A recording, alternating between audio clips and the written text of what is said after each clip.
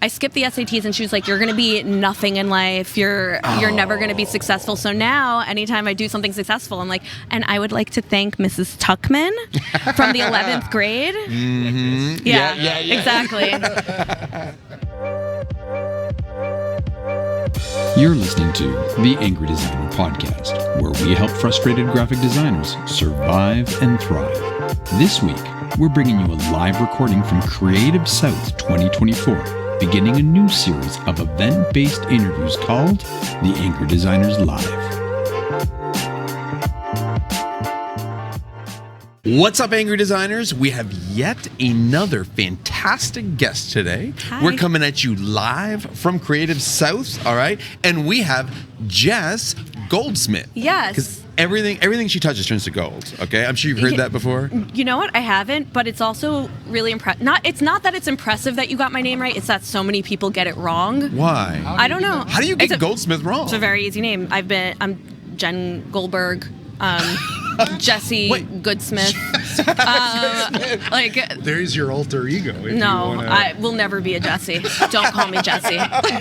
Goldberg. Wait, does anybody ever like Goldstein? Mm-hmm. Is there a Jewish background Yeah, here? I'm Jewish. Yeah, okay. I didn't want to see you.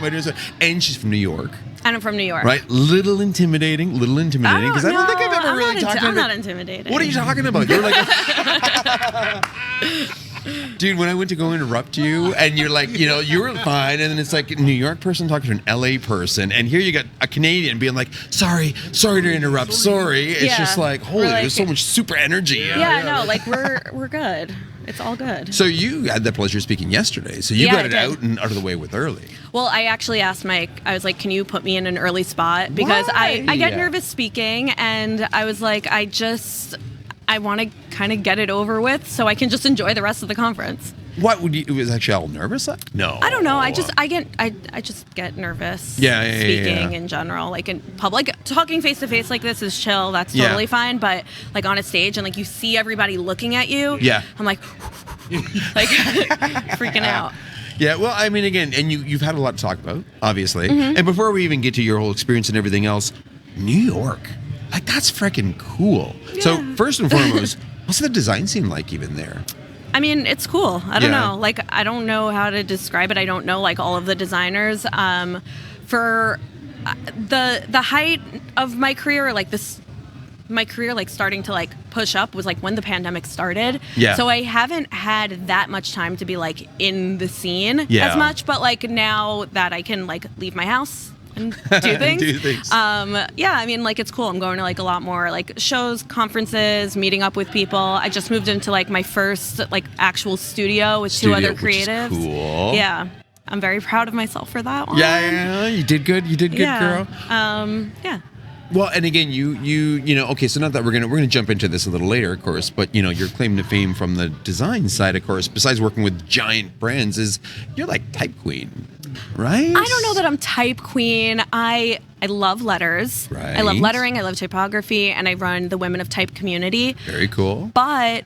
And I say this pretty regularly, like, I'm not like the oracle of like what's good and what's bad. It's me just like curating what I love. I'm like, oh, I see that. I'm like, that's really nice. And like, that's really important for me to say because I don't want people to be like, well, I'm not on Women of Type, I'm not good. I'm like, I'm not the oracle of it. Yeah. And your work is probably amazing, and it's either I haven't seen it or it's just like not my particular style, but that doesn't mean it's not good. Yeah. So I don't know, type queen. Okay, all right, fair enough. Maybe a little humble. Okay. So like, okay, when I imagine New York, right? Because New York gives me some Toronto vibes, but it's a little cooler, right? But I mean, again, Toronto's got like so much graffiti art. It's got type everywhere. Yeah. You're living and breathing this. Influence?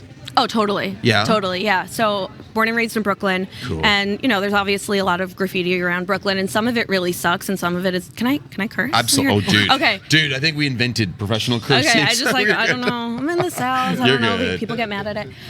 So, like, some of it is, like, really shitty, and, like, they're assholes because, like, they're graffitiing over like private property or like other like murals, but then there's some where it's like, okay, it's on public property, which personally I don't really care about. I know a lot of people will have an issue with it, but it's like artistic and it's really nice and it's really inspirational, and like seeing that I was like, wow, cool. Like I can make letters like a whole different way, and it's not just like the words that are inspiring. It's also like the shapes of the letter forms itself. Agreed. So like in high school, I was like, I would like draw like graffiti style on things, and then like I would do it on notebooks. I would do it on sneakers, and people would be like, "Can you draw my sneakers?" And I didn't have the brain to be like, I'm going to charge you because I was just so happy to do it. But yeah, that's kind of like where a lot of my inspiration comes from. And my mom. And your mom? Yeah. So my mom was a graphic designer before I was born.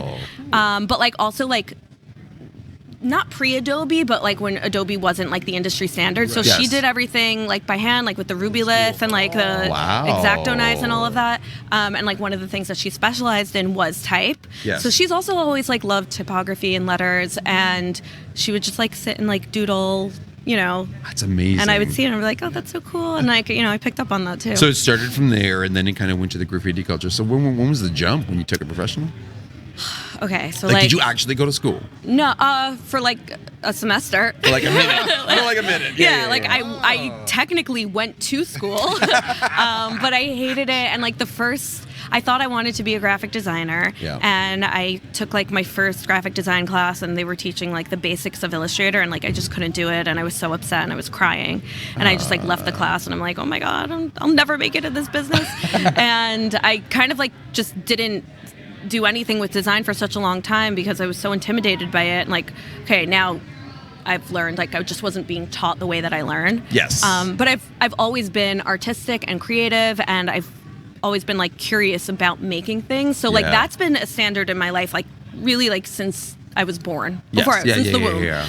So I was still creating art, and then, you know, I went through like I was a preschool teacher at one point. Wow. I was like, I didn't like it. Yeah. I did not like it. I went through like a lot of phases that I just didn't like. And then I was like working with some people reselling men's luxury wear on eBay. Did that for a little while. But I was always like coming back to art. I was just never fulfilled in any of it. And then like when I would go home after work and I would be drawing, doodling, painting, whatever it is, I would love it. So, you know, and I just like eventually found my way back into like what I was meant to do. Yeah. How cool is that? So it's like, it seems like you've been in it for a lot longer than you look, because you only look like you're 12 years old. Oh my God. Like it's the Botox. I'm 32 for everyone wondering. She looks like she's 12. She looks like she's 12. And apparently we look like shit for 25-year-olds. Okay. Here's the thing. We're not meant to. I don't look like I'm 25 either, and that's okay. Yeah. Like we're all aging in the way that we're supposed to. Right? Yeah. Nothing wrong with You look Yeah. good. You look good. So, okay, so you know you've had this crazy ass career. You've like jumped from you went to school. Where did that whole teaching thing come in? That's kind of ridiculous. Well, like I was like an assistant preschool teacher. I didn't have a degree. They just like needed someone, and I was like, Testing the water? No, I just needed a job. I was like in my early 20s. I needed a job. It was like nearby. I was still living with my parents at the time. It was nearby.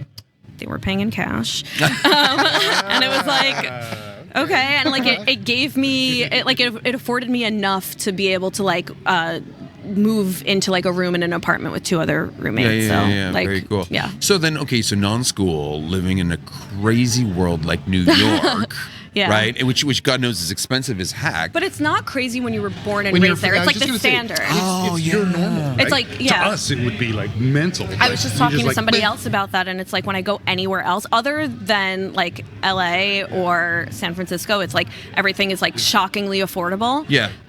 Like I got like 2 lattes and a pastry for $12. I was like, oh, that was free. You know, like Holy cow, yeah, right? As far yeah. as we're concerned, that's pretty free. Yeah. Yeah. So is everybody got that same kind of hustle? Like in New York? Yeah. I mean, not everyone. Like my partner has like a 9-to-5 in the box type of job, and he loves it. He's great at it, and like that's where he thrives. But like I do not thrive in that type of environment, and I don't he like maybe he would, but I don't know that he would necessarily thrive in like the chaos of freelance. Yeah.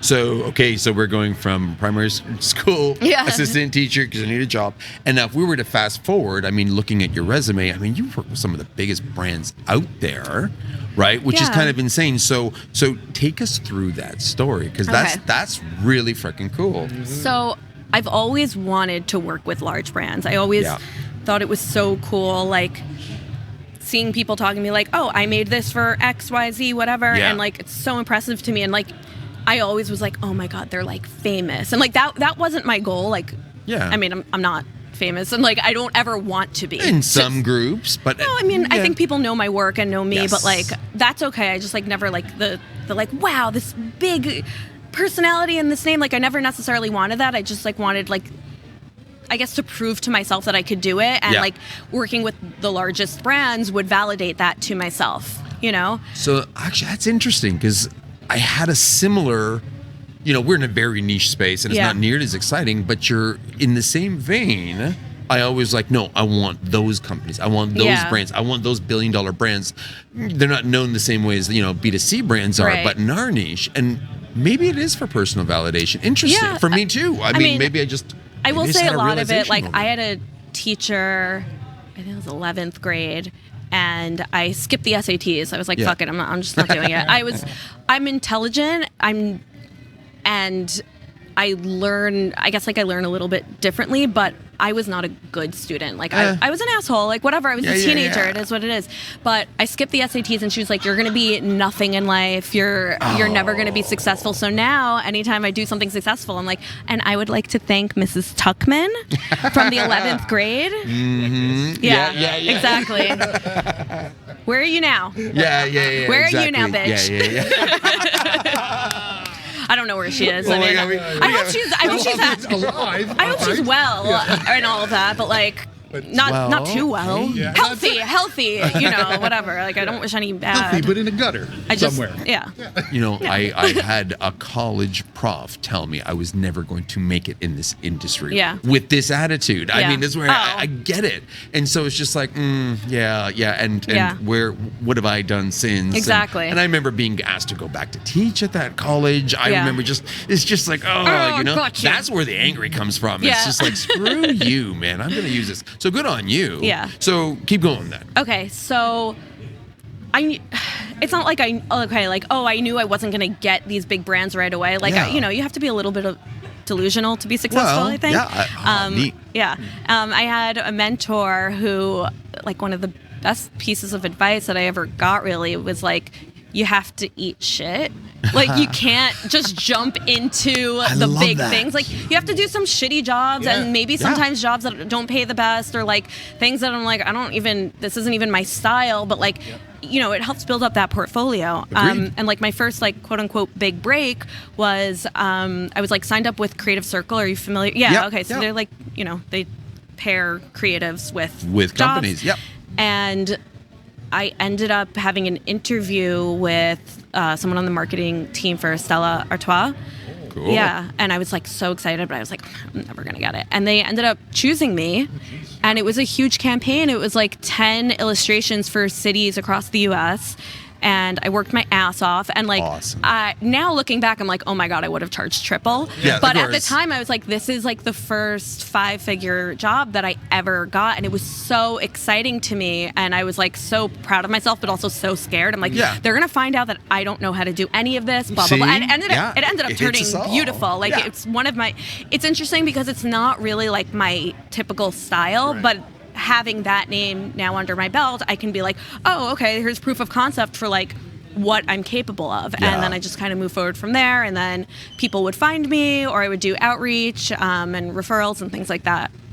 That's amazing. Yeah, Holy cow. Good. Yeah. You know what's cool is just like everybody experiences that same type of, are they going to find me out? Like, I still feel that. Good for you for admitting that. Yeah. A lot of people think it's like taboo to say something Are you like getting that. nervous about getting outside of your comfort zone with something like that? Or is it, or do you take it as a challenge? Like I take it as a challenge, but also I don't really stick with one style because I love trying new things. And like, sometimes I'll try it and I'll be like, I didn't like enjoy creating that. Like that felt like work versus I'll make something and I'm like, wow, like this feels like so natural that I'm actually creating this, and like then I'll continue with a style like that for like a little while and then I switch it up. So if you take a look at my portfolio, I do have like a range of styles that some people are like, no, I can look at something and know that it's yours. When I look at it, I'm like, well, this could look like 5 different designers, but I know that it's mine. Yeah. And I feel good about being able to have a range. I used to be very self-conscious about it. Yeah, Like, oh my crazy. God, I don't look like me, but like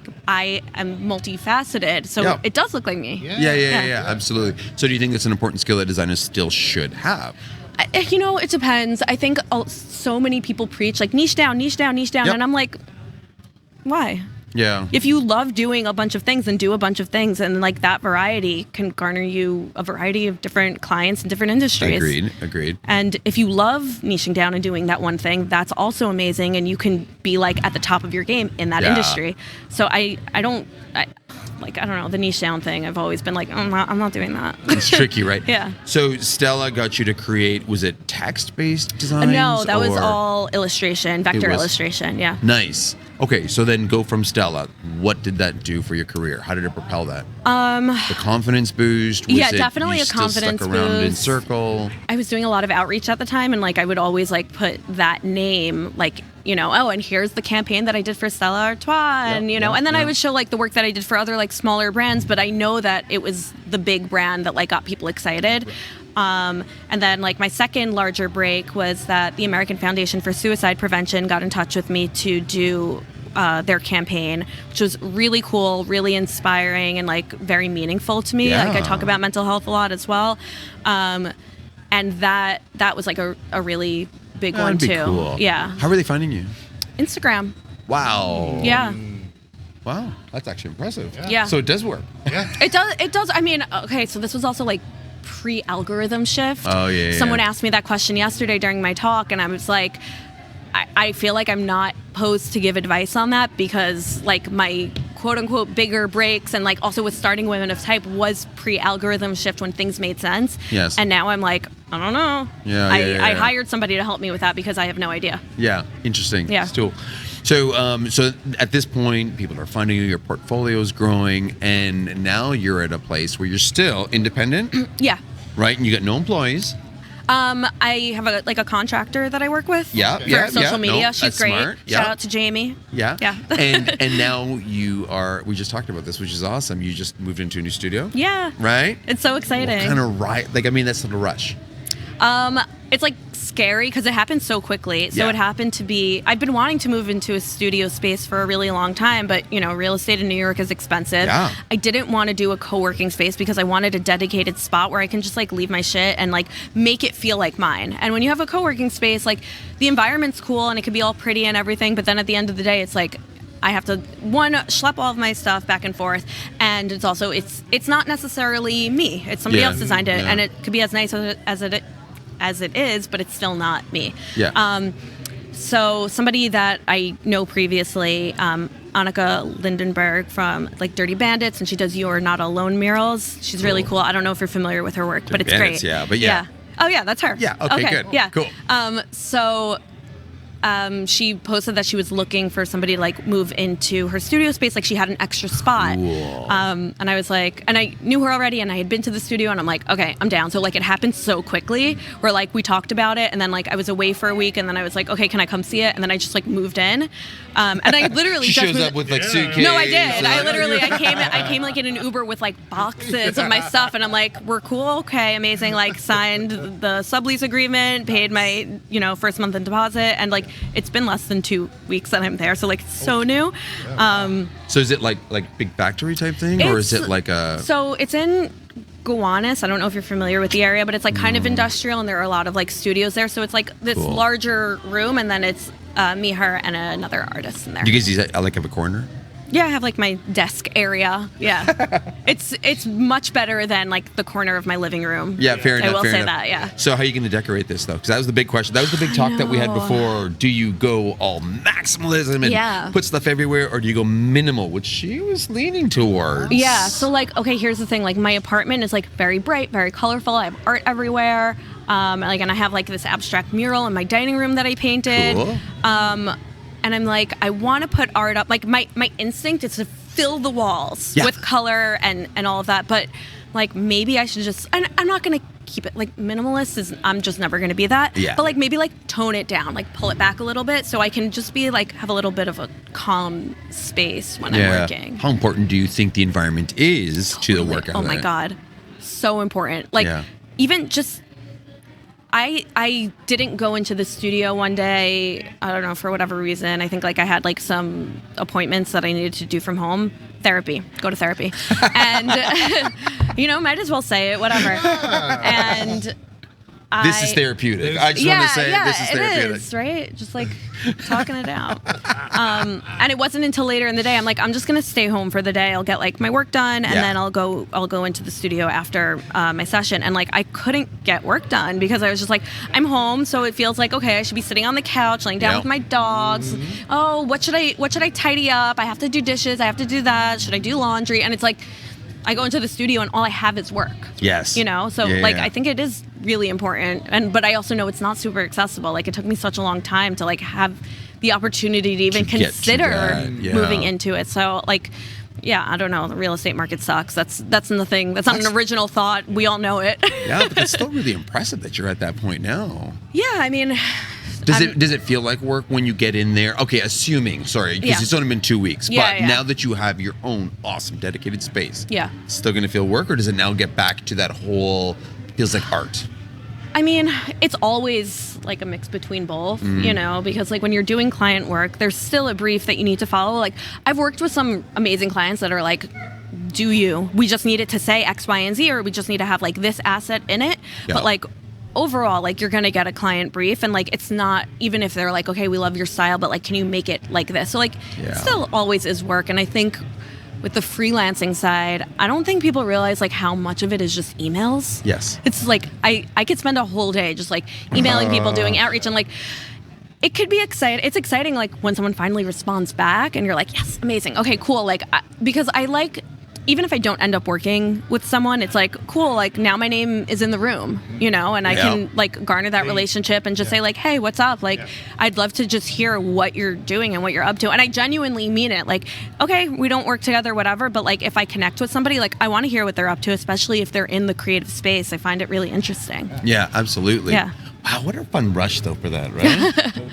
It is kind of like a dating thing, right? A little bit, yeah. You're putting yourself out there and seeing what happens, So first off, are they scary New York and LA women of type? Because that was pretty scary. All over the world, global. Okay, good. Thank God.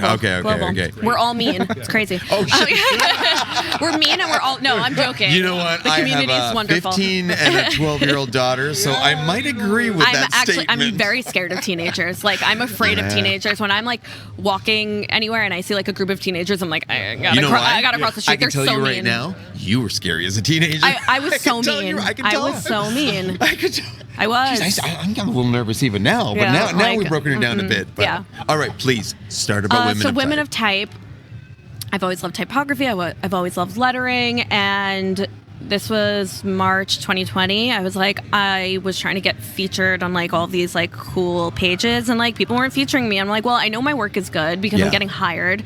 But like, I'm not getting featured. I'm like, I'm gonna make my own page, and you'll all see. Like good you know. on you. Yes. But like, it very quickly grew, and I was like, oh, this is not about me anymore. And good for you. I had to kind of like figure out. I'm still figuring out how to navigate it, because like I never set out to like become like a community leader. I even feel weird saying that about myself. I really only set out to be like, I'm going to make a big page, and then I'm going to showcase my work, and then I'm going to get hired. Like, which in retrospect is like kind of dumb, but it ended up, it's okay. Yeah. But now that I've like created this space that like I'm able to like give a platform to, and sometimes paid opportunities to other artists, like that's really exciting for me. And like I'm very inspired by the community itself. Like I get tagged in a lot of work that is like incredible. Yeah. And I'm like, the sheer amount of talent that are coming from people is like, it's great. It's beautiful. Yeah. Hey,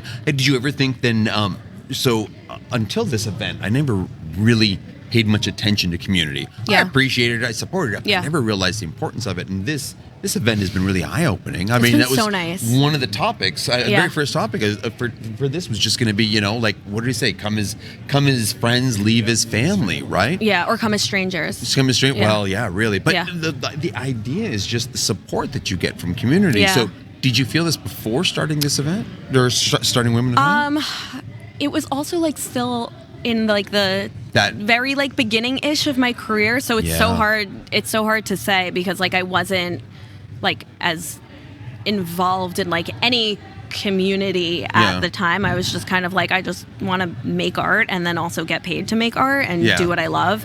But I think having community is like super important. Yeah. It's like having a support system, somebody to bounce ideas off of, or someone to just be like, yeah, I commiserate with you. Like, this sucks. Cool. Like one of my, it's such a stupid joke that I make over and over again. And it's like everybody getting angry about like the client, oh, just make it pop. And it's like, what do you mean? Like, what do you mean? We just wanted to make it pop. And I'm like, okay. You know, make it look sexy. Like, yeah. Make it look. And then I try to make it pop. They're like, no, the other way. I'm like, that's too pop. yeah, too pop. I'm like, okay, so Right, the No, it's community that. does help for that. yeah, it's something that we can all relate to and laugh at together.